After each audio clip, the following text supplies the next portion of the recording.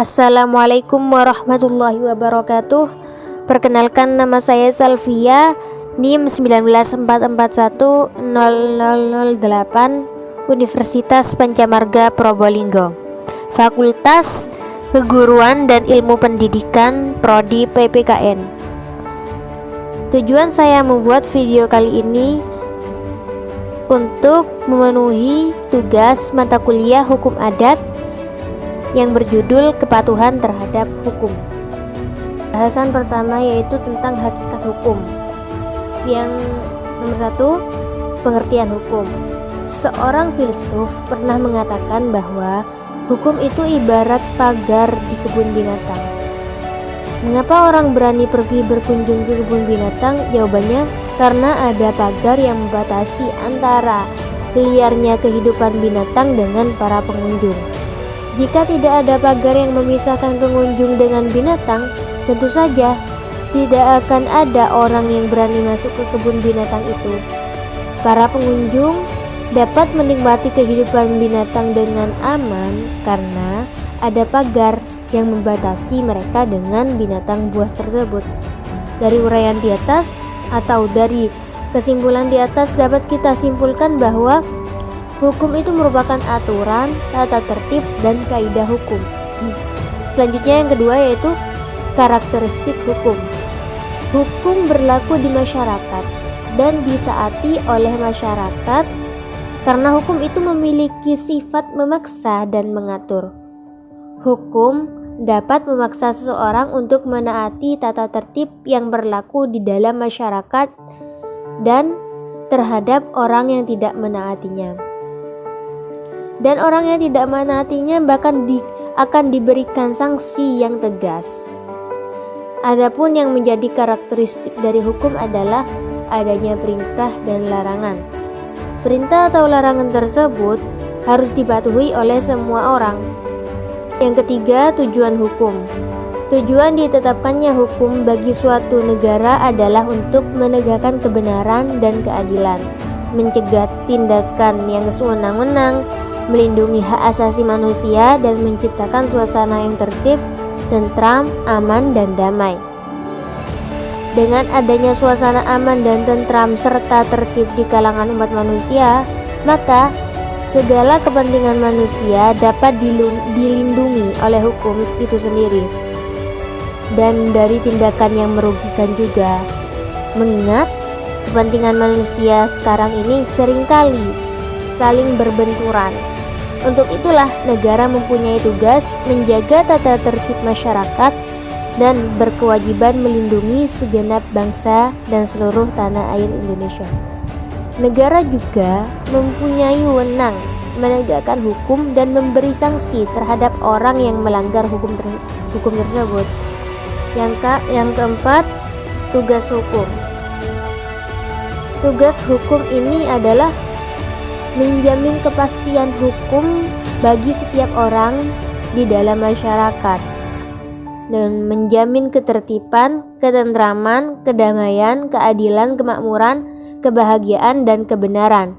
Selanjutnya, menjaga jangan sampai terjadi perbuatan main hakim sendiri dalam pergaulan masyarakat. Pesan kedua atau substansi kedua yaitu tentang penggolongan hukum. Penggolongan hukum sendiri ini memiliki 8 jenis. Yang pertama yaitu penggolongan hukum berdasarkan sumbernya.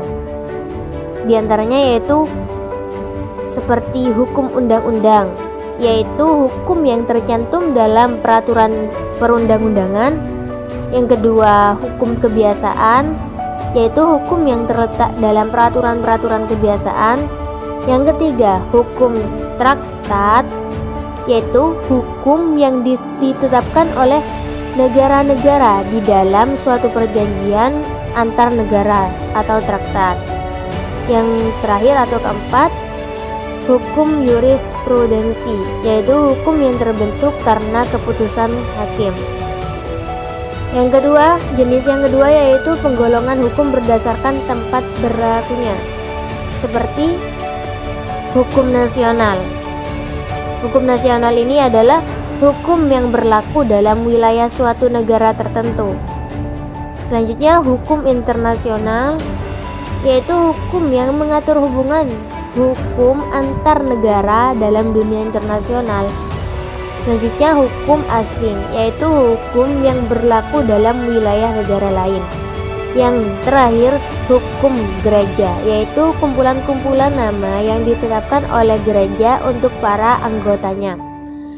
Jenis yang ketiga yaitu penggolongan hukum berdasarkan bentuknya, diantaranya hukum tertulis. Hukum tertulis yang dikodifikasikan yaitu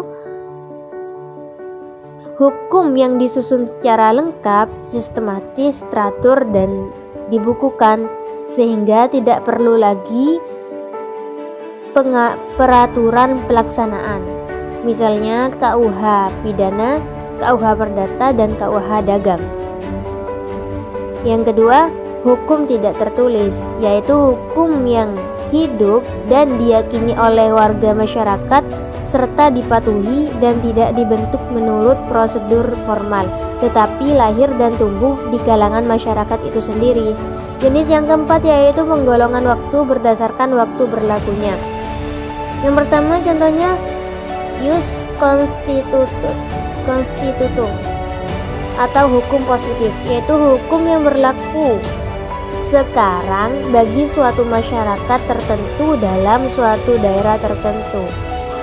Misalnya Undang-Undang Dasar Republik Indonesia tahun 1945 dan Undang-Undang RI Nomor 12 tahun 2006 tentang Kewarganegaraan Republik Indonesia. Yang kedua yaitu ius constituendum atau hukum negatif, yaitu hukum yang diharapkan berlaku pada waktu yang akan datang, misalnya rancangan undang-undang RUU. Jenis yang kelima yaitu penggolongan hukum berdasarkan cara mempertahankannya.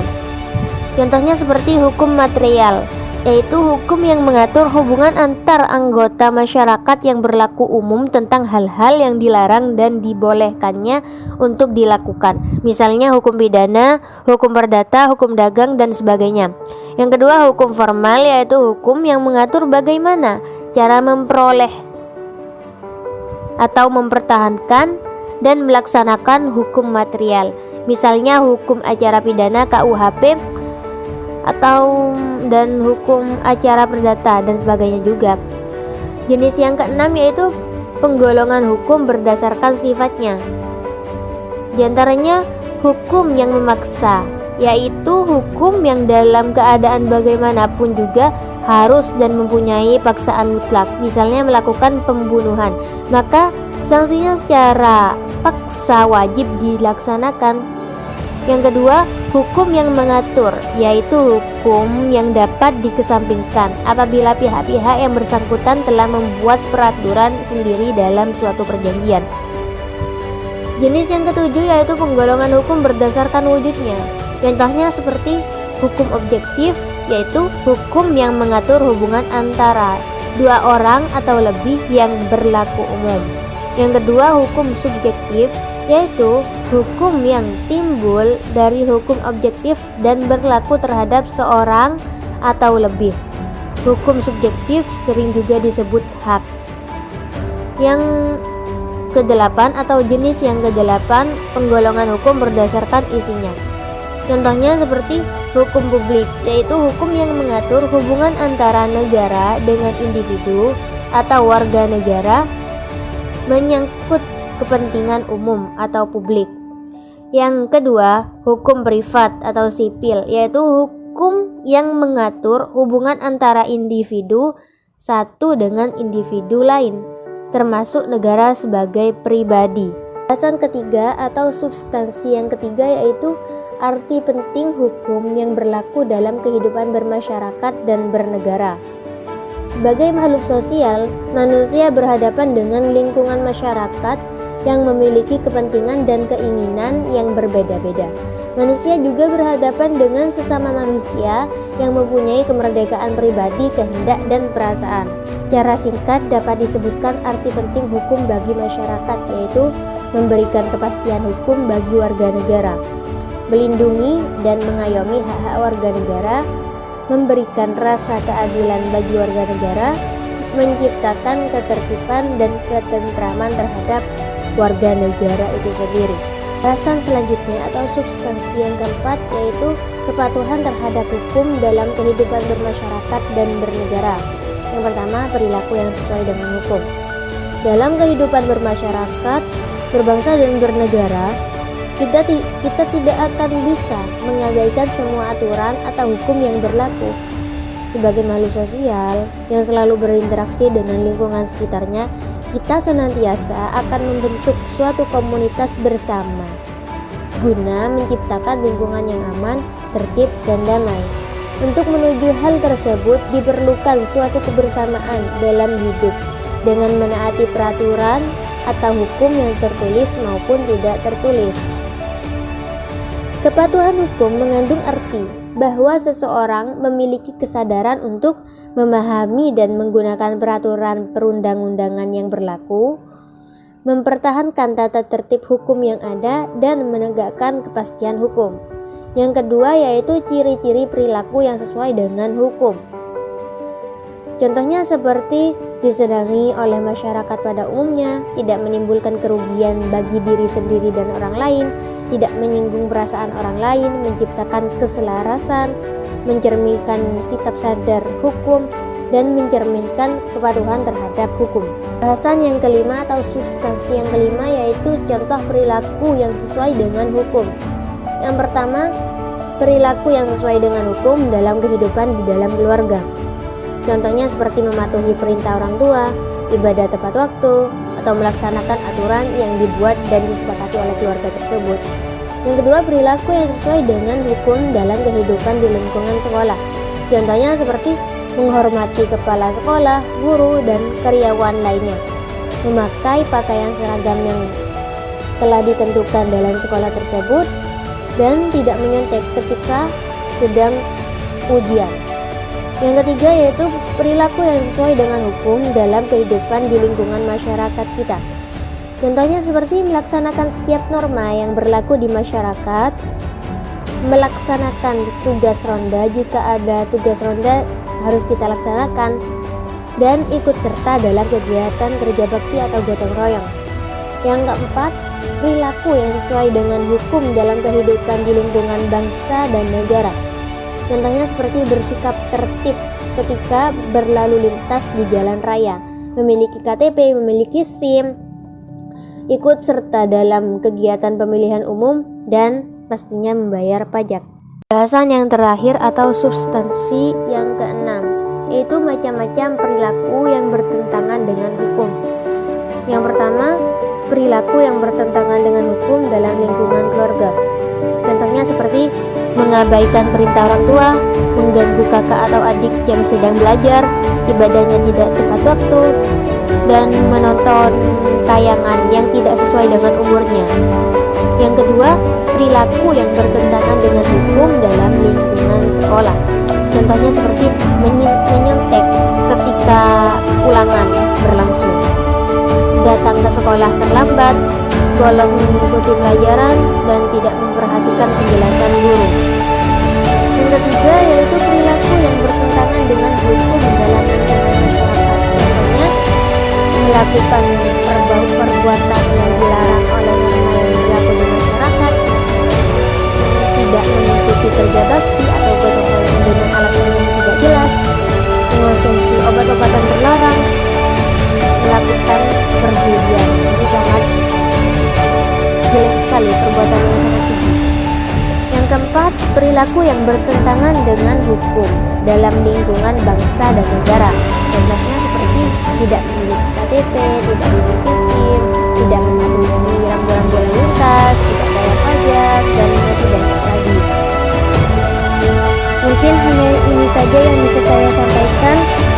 Kurang lebihnya saya mohon maaf sebesar-besarnya. Dan jika ada tambahan bisa ditulis di kolom komentar.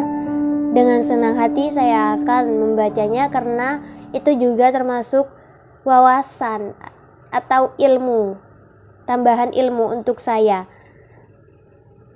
Mohon maaf sebesar-besarnya. Sekian dan terima kasih. Wabillahi taufiq wal hidayah waridho wal inayah. Assalamualaikum warahmatullahi wabarakatuh.